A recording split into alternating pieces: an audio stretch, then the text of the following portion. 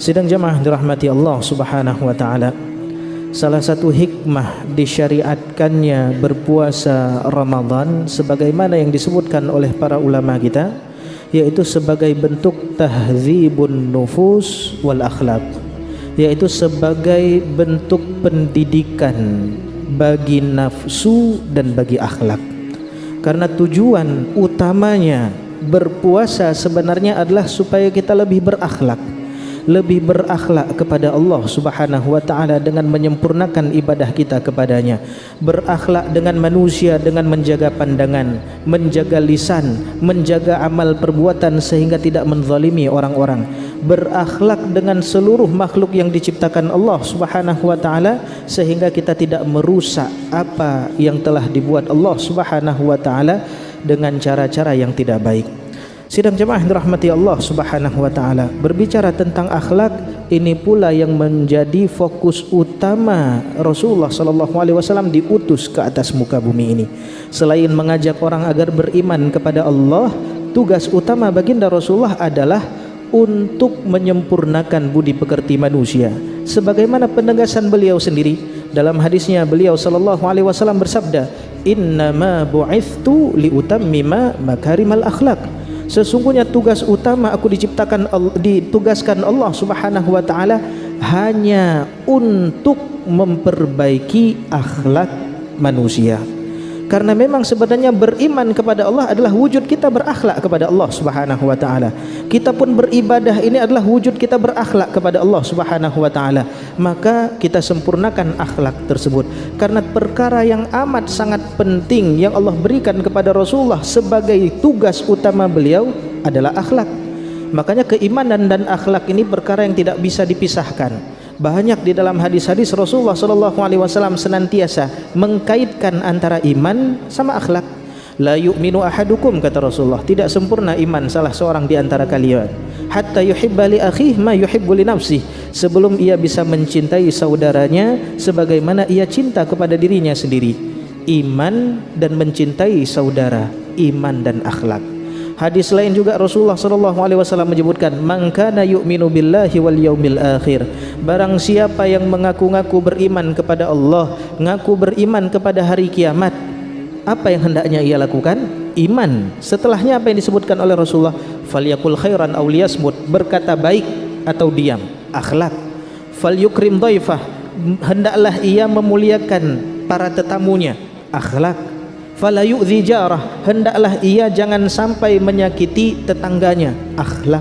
Maka hakikatnya kehidupan orang beriman itu sejatinya dipenuhi, dihiasi dengan akhlakul karimah. Bahkan dalam hadis lain, salah satu tolak ukur daripada keimanan seseorang yaitu apa? Akhlaknya. Akmalul mu'minina imana, orang mukmin yang paling sempurna imannya siapa mereka? Ahsanuhum khuluqa, mereka yang paling baik akhlaknya. Oleh karena itu sidang jemaah dirahmati Allah Subhanahu wa taala, Ramadan ini betul-betul mendidik kita agar memiliki akhlak yang baik. Kita diperintahkan di dalam Ramadan ini untuk menjaga syahwat dan nafsu kita, yang mana pelampiasan daripada syahwat dan nafsu biasanya berhubungan dengan akhlak. Kita dididik untuk menahan kata-kata yang mana kata-kata tersebut akan berbuat buruk kepada diri kita ataupun orang-orang yang ada di sekitar kita, yaitu dengan menghina, mencaci, merendahkan, menuduh yang bukan-bukan. Itu semuanya pun perkara akhlak. Oleh karena itu sidang jemaah dirahmati Allah Subhanahu wa taala, bulan Ramadan yang kita diperintahkan banyak amalan di dalamnya, jangan sampai gara-gara perbuatan yang berhubungan dengan akhlak kita menzalimi orang-orang, itu membuat banyak pahala-pahala kita ini hangus, habis, menjadi orang yang bangkrut. Rasulullah sallallahu alaihi wasallam pernah mengatakan di dalam hadisnya, "Man kanat lahu madlamah falyatahalla dzalika minhul yaum." Barang siapa yang pernah berbuat zalim kepada orang-orang, dia tidak menjaga tutur katanya, dia tidak menjaga amal perbuatannya, dia senantiasa melampiaskan syahwat dan nafsunya untuk berbuat keji, berbuat zalim kepada orang-orang, maka apa kata Rasulullah? Falyatahallal dzalika minhul yaum, hendaklah ia minta kehalalan daripada orang tersebut sekarang, hari ini, di dunia, jangan sampai di akhirat. Qabla an la yakuna thamma dinar wala dirham, sebelum nanti di hari kiamat. Kalau itu enggak selesai di dunia, maka di hari kiamat enggak ada lagi uang, enggak ada lagi materi yang dapat membuat orang ridha dengan keburukan yang pernah kita lakukan. Kalau di dunia kita berbuat buruk, nyerempet mobil orang tergores, bisa orang tersebut ridha dengan uang kita. Jangan kita chat, kita ganti mobil baru, siapa yang enggak mau? Ketika orang kita berbuat kesalahan kepada mereka, kemudian kita berikan materi yang luar biasa yang enggak pernah diperkirakan olehnya, tentu orang tersebut biasanya ridha. Bahkan banyak nyawa yang terbunuh ketika disodorkan di hadapan mereka uang, banyak yang mereka ridha juga. Maka di dunia cara membuat orang lain ridha dengan perkara materi. Rasulullah mengingatkan, di akhirat nanti enggak ada lagi dinar, tidak ada lagi dirham yang bisa membuat orang ridha dengan kezaliman, keburukan akhlak yang kita perbuat. Maka cara membuat orang-orang ridha di hari kiamat nanti bagaimana? Yaitu dengan al-hasanat, dengan kebaikan-kebaikan yang pernah kita lakukan. Maka Rasulullah SAW mengingatkan kita, jangan sampai dibawa sampai hari kiamat kita banyak puasa, kita banyak bersedekah, kita banyak melakukan salat, kita banyak i'tikaf, kita banyak baca Quran, kita banyak berzikir. Orang-orang yang senantiasa berbuat zalim kepada orang lain, maka jangan kira mereka mendapatkan keuntungan yang banyak daripada kebaikan-kebaikan tersebut. Kita sering mendengar orang-orang yang bangkrut di akhirat.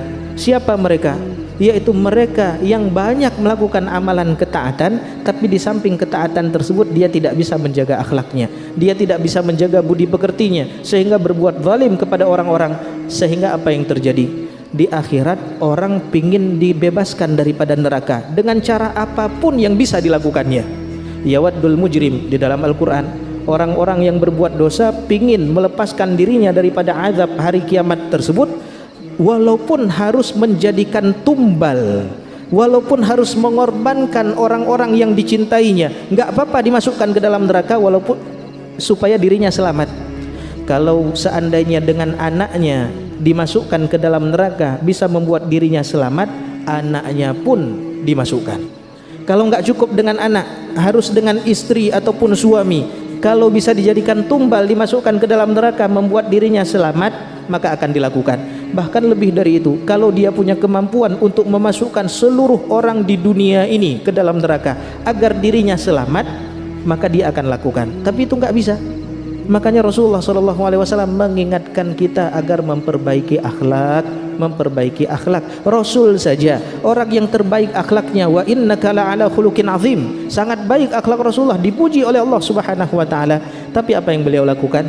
Beliau senantiasa berdoa kepada Allah, Allahumma hdini li ahsanil akhlaq, ya Allah bimbing saya ya Allah kepada akhlak-akhlak yang baik. La yahdi li ahsaniha illa anta, tidak ada satupun yang membuat orang bisa berakhlak dengan akhlak yang baik melainkan hanya Engkau ya Allah. Wasrifni an sayyi'il akhlaq, ya Allah jauhkan saya daripada akhlak-akhlak buruk. La yasrifu anni sayyi'aha illa anta, tidak ada satupun yang mampu menghindarkan seseorang daripada akhlak yang buruk melainkan Engkau ya Allah. Itu Nabi paling baik akhlaknya, tapi masih minta pertolongan kepada Allah Subhanahu wa taala. Oleh karena itu sidang jemaah dirahmati Allah Subhanahu wa taala, apalagi di zaman sekarang, zaman krisis akhlak, kita lihat bagaimana betul-betul kita mengelus dada melihat bagaimana kita kira di dalam bulan Ramadan anak-anak remaja makin taat, banyak yang taat, tapi banyak juga akhlak-akhlak yang sebelumnya tidak nampak mulai timbul ketika bulan Ramadan. Ketika kita malam beristirahat, banyak orang yang balap-balapan. Ketika orang-orang beristirahat, banyak orang yang nongkrong sana nongkrong sini, enggak tahu apa yang diperbuatnya, padahal di dalam bulan Ramadan sangat dianjurkan untuk melaksanakan banyak kebaikan. Belum lagi kalau kita lihat di media sosial kita, banyak betul perkara-perkara yang terjadi disebabkan keburukan akhlak. Kita sangat betul-betul meminta perlindungan kepada Allah agar anak-anak kita betul-betul dijaga Allah daripada perkara keburukan-keburukan tersebut. Oleh karena itu sidang jemaah dirahmati Allah Subhanahu wa taala, maka marilah sama-sama kita memperbaiki akhlak kita. Kita enggak bisa membuat orang itu supaya baik akhlaknya, tapi kita bisa untuk memaksa diri kita untuk berbuat baik kepada orang-orang. Kita enggak bisa membuat orang tidak membenci orang-orang, tapi kita bisa membuat diri kita untuk tidak membenci orang-orang. Kita nggak bisa membuat orang lain tidak mengata-ngatain orang, tapi kita bisa membuat diri kita untuk tidak mengata-ngatai orang-orang. Oleh karena itu sidang jemaah, aslih nafsaka yasluh lakan nas, perbaiki diri kita dulu, baru orang-orang akan memperbaiki diri mereka. Kalau kita tidak mulai dari diri kita sendiri, kalau kita senantiasa senter orang terus, maka siapa yang akan memperbaiki diri kita? Maka sama-sama kita perbaiki diri kita. Kalau kita baik, orang akan bermuamalah dengan kita dengan cara yang baik. Tapi kalau kita tidak baik, nggak mungkin orang akan memperbaiki diri mereka ketika hendak bermuamalah dengan kita. Orang bocor, pasti kita ngomong dengan dia, kita nggak filter, nggak saring-saring. Tapi kalau orang jaga adab, kita ngomong dengan dia pun kita jaga adabnya. Oleh karena itu sidang jamaah dirahmati Allah, bulan Ramadan merupakan bulan pendidikan untuk sama-sama kita perbaiki akhlak kita. Mudah-mudahan bermanfaat. Subhanakallahumma wabihamdika, asyhadu an la ilaha illa anta, astaghfiruka wa atubu ilaik. Wassalamualaikum warahmatullahi wabarakatuh.